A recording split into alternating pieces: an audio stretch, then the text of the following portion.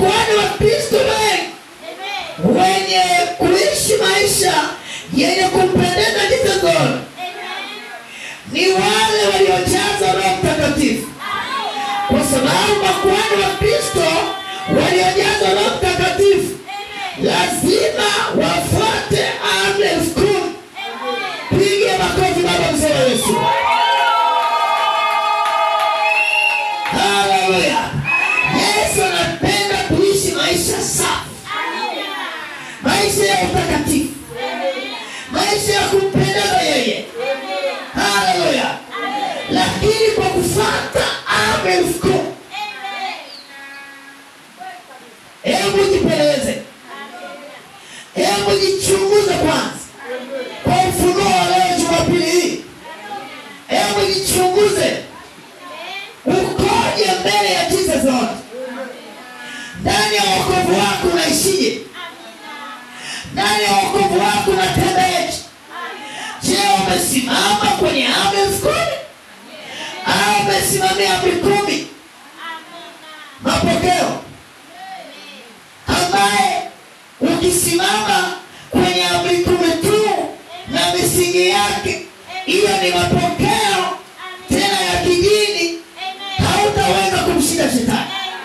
Ukitaka umshinde shetani, ukitaka umshinde dunia, ukitaka ufukuze magonjwa, ukitaka ufukuze ufukara, lazima usimame imara kwenye amri 10.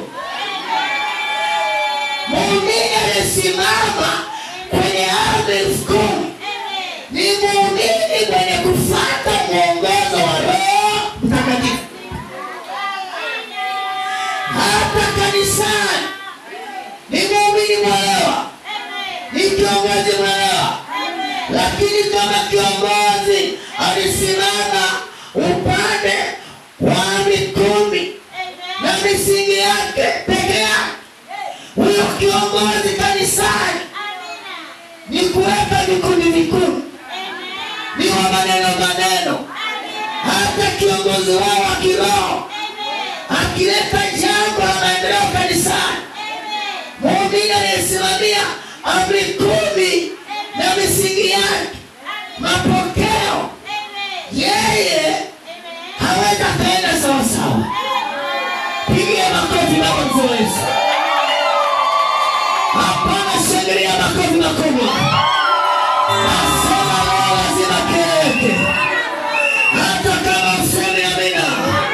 Tumeletewa ufunuo mpya. Hebu tuondokane kwenye amri 10 peke yake, tuingie kwenye amri 10 ili tupate kufanikiwa, ili tupate kupona, ili tupate kuneemeka.